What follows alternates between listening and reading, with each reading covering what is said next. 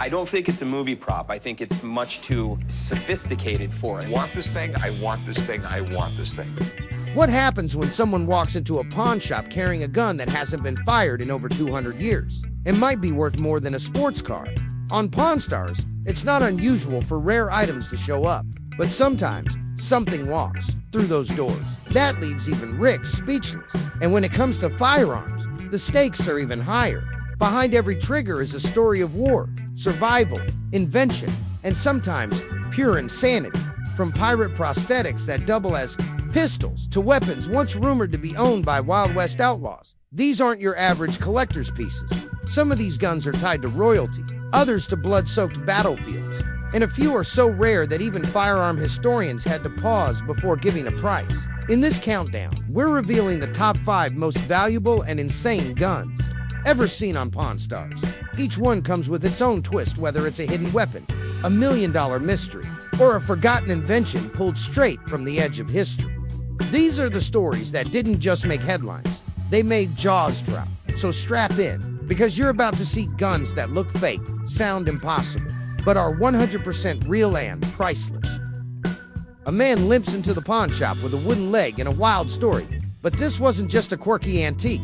This was a peg leg with a hidden flintlock pistol built right inside it. At first, Corey thought it was a movie prop, but Rick brought in an expert, and what he found shocked everyone. The weapon was marked with King George's royal insignia, dating the parts back to before 1820. But what truly proved its authenticity, the rifle barrel, a precise spiral groove used to make bullets spin. That level of detail wouldn't be in a prop. The expert explained it could have been crafted at sea by a ship's carpenter, possibly for a wounded British officer. It even reused parts from a Brown Bess musket, a standard-issue British infantry weapon. Rick took it to the range to test it. And yes, it fired. Twice. Clean shot. The value. The expert estimated it between $12,000 and $15,000. But Rick, knowing how hard it might be to sell, negotiated the price down. Final deal, $9,500. And it was worth every penny. Rick called it one of the coolest things I've ever owned. But just when you think that's wild, next came a pistol with more barrels than sense. The seller came in asking for just over $8,000 for a pair of antique pistols. They looked rough, worn handles, rust, pitting, and even a dent. Not exactly showroom ready. But what they lacked in polish, they made up for in legacy. These weren't just any pistols. As the gun expert Alex pointed out, they were so-handled pistols, a style associated with dueling, made by none other than Alexander Henry, the most famous gunmaker in Victorian Scotland. That name changed everything. Even though the finish was worn off and the barrels were clearly aged, Henry's name brought historical weight to the piece. According to the expert, a matched pair like this, even in rough condition, could go for $5,000 to $6,000 at auction. The seller wanted $4,200. Chumley countered at $2,800. They went back and forth, even joking about flipping a coin. But this is Vegas. Everyone knows better than to gamble with Chum. They finally struck a deal. Final sale price, $3,350. Not bad, considering the expert's conservative valuation. And with Alexander Henry's name engraved on the metal, the guns weren't just relics. They were pieces of elite firearms history. The next gun was a masterpiece of precision, an experimental leap forward that most people never even knew existed. This next rifle wasn't just rare. It was one of a kind, a forgotten invention from a legendary maker, and possibly a prototype no one had ever seen before. But the real question was, could it still fire? Rick had seen plenty of antique rifles, but nothing like this. A man walked in holding a long gun wrapped in family legacy, passed down from his grandfather. And unlike anything Rick had ever come across, it's a Baker rifle, the seller said. Ezekiel Baker, London. Rick's curiosity kicked in immediately. Ezekiel Baker was a legendary name in the gun world, known for his forward-thinking designs from the late 1700s and early 1800s. But this rifle, it didn't look like anything in the books. What made it special? It was breech-loading, a huge innovation for its time. Instead of ramming powder and ball down the barrel, this rifle lets you load from the back, faster, cleaner, more efficient. You've got something here I've never even seen before, Rick admitted. And that was just the beginning. The seller had no clue what it was worth. He threw out a guess, $12,500. But Rick wasn't about to roll the dice. He called in his expert. When the expert arrived, his reaction said everything. This is a one-of-a-kind piece. He believed the rifle could be a prototype, a custom job from Baker himself. The breech mechanism was something he'd never seen before, but there was one catch. The lever felt loose. If it didn't hold tight, the gun might not fire, which could seriously hurt the value. So, what did they do? They took it to the range. Click, load, fire, boom. It didn't blow up, it didn't misfire. It worked, and worked well. There's not another example like this out there, the expert confirmed. The seller was stunned. He'd been hoping for half that, but Rick had to make his move. And just like that, they had a deal. Final price, $18,000. A one-of-one Ezekiel Baker prototype rifle, authenticated, tested, and now part of Pawnstars history. But if this gun was a rare marvel of engineering, the next one, it was rare for all the wrong reasons. Rick had seen his share of strange guns, but when a defensive firearms instructor walked in holding an 1800s rifle, one he couldn't even identify, it was clear this wasn't your average antique. It looks Coltish, Rick said, raising an eyebrow. But I don't think it's a Colt. The seller had done some internet research, but no confirmation. He'd been given the rifle by a student whose relative passed away with a massive collection. All he knew. A similar Colt had sold for $10,000, so that was his ballpark. Rick didn't guess. He brought in his go-to expert, and things got wild.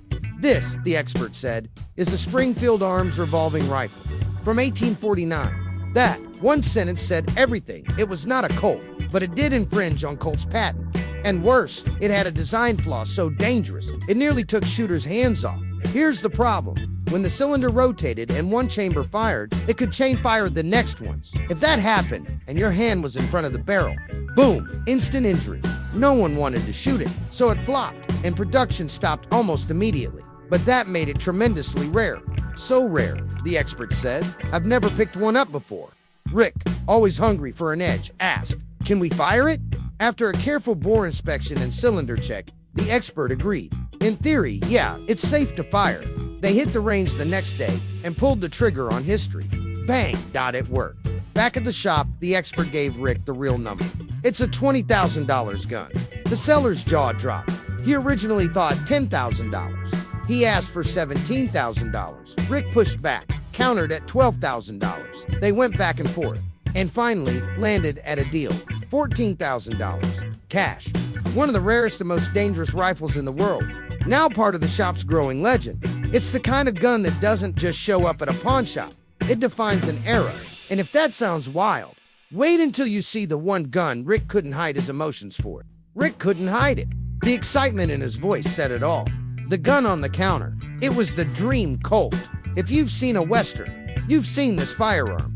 The Colt was everything. Polished, nickel frame, ivory grips, and the unmistakable silhouette of a revolver made for legends. This wasn't just about firepower. It was about history, heritage, and Hollywood dreams. But before Rick could let his emotions take over, he paused. I have to make sure everything checks out. That's the rule at the shop. No matter how badly you want it, everything comes down to the details. Serial numbers, proof marks, condition.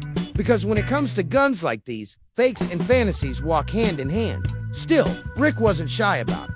This was personal. He wanted it in the shop, or maybe even in his own collection. Rick spotted something odd. 2 different serial numbers on the gun that could kill collector value, or be a harmless manufacturing quirk. Either way, Rick had questions and called in his expert. What followed was one of the most impressive inspections they'd ever done. The expert confirmed the obvious first. This is a known pistol. It's been featured in 2 books. One of them, the Colt Bible. The barrel, standard 7.5-inch cavalry length. Classic. But the grips were what made Rick's eyes widen. A Civil War battle scene in high relief, so rare, they're usually only seen on percussion pistols. Never single actions. These are hen's teeth, the expert said. This gun, it's a piece of magic. As for those serial numbers, it was likely a factory error. Not ideal, but not a deal breaker. They were hand-stamping thousands of these. Mistakes happened. Then came the moment of truth. What's it worth? The expert didn't hold back. At auction, $35,000. Easy.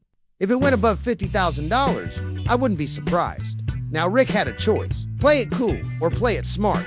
The seller wanted $40,000. Rick fired back with reality. You're $40,000 walking out the door with the gun.